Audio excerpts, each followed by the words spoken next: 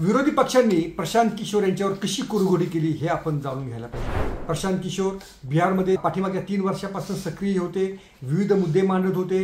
आधी त्यांनी आरजेडीला टार्गेट केलं, काँग्रेसला टार्गेट केलं, नंतरच्या टप्प्यामध्ये उपमुख्यमंत्री असलेल्या भाजपचे नेते असलेल्या सम्राट चौधरींना टार्गेट केलं।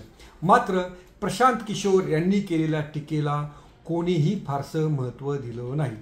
गृहमंत्री अमित शाह यांना जनसुराज्याबद्दल प्रश्न विचारण्यात आला, त्यांनी देखील एक थातुरमात्र उत्तर देत देशामध्ये अशा 1500 पार्टीज आहेत आणि जो तो आपापल्या परीने प्रयत्न करतो अशी सांगत वेळ मारून दिली। नितीश कुमार यांना जनसुराज्याबद्दल विचारलं असता ते तर म्हणाले, अरे भाई मुझे इसके बारे में क्यों पूछते हो, अशा प्रकारे सांगत या प्रश्नावर हात झटकले।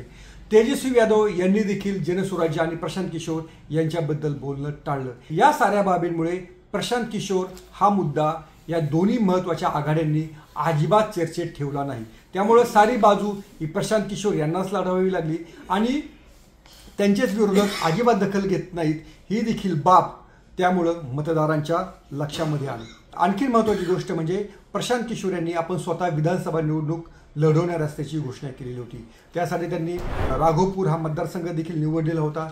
तेजस्वी यादव यांच्या या मतदारसंघामध्ये जाऊन त्यांनी चाचपणी देखील केली होती। मात्र ऐनवेळी यू टर्न घेतला आणि स्वतः नेताच निवडणुकीच्या रिंगणामध्ये नाही, त्यामुळं देखील जनसुराज्य पक्षाला बॅकफूटवरती जावं लागलं। प्रशांत किशोर यांनी त्याचं समर्थन करण्याचा प्रयत्न केला की मला जर राघोपूरमध्ये थांबायचं असतं तर मला 4-5 दिवस तिथे प्रचारासाठी द्यावे लागले असते, मग माझ्या इतर उमेदवारांना मी पुरेसा वेळ देऊ शकलो नसतो, त्यामुळे मी निवडणूक न लढवण्याचा निर्णय घेतला।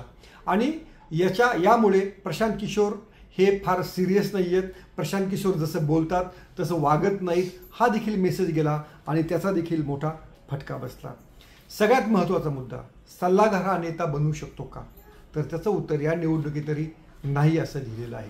केवळ राजकीय नेत्यांना सल्ला देणारा हा चांगला नेता बनू शकतो हे अजिबात खरं नाही आहे आणि राजकारणामध्ये 3.5 वर्ष हा कालावधी देखील पुरेसा नाही आहे। अनेक नेत्यांनी आपल्या आयुष्याची 20-20 वर्ष 25 वर्ष ही संघटनेमध्ये घालवलेली असतात, एखादा मतदारसंघ बांधण्यामध्ये घालवलेले असतात।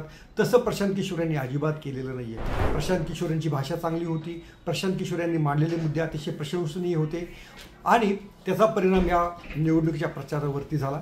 मात्र तेवढं पुरेसं होऊ शकलं नाही, त्यामुळं बिहारच्या मतदारांनी प्रशांत किशोर यांची दखल देखील घेतली नाही।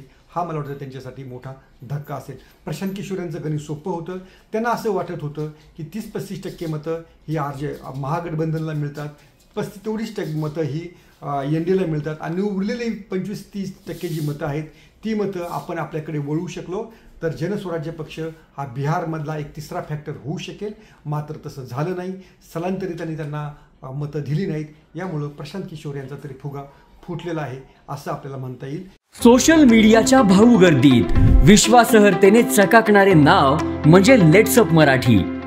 सगळ्या नागरिकांना ती स्पीच लेट्सअप वरील मुलाखती म्हणजे विचारांचा खजिना।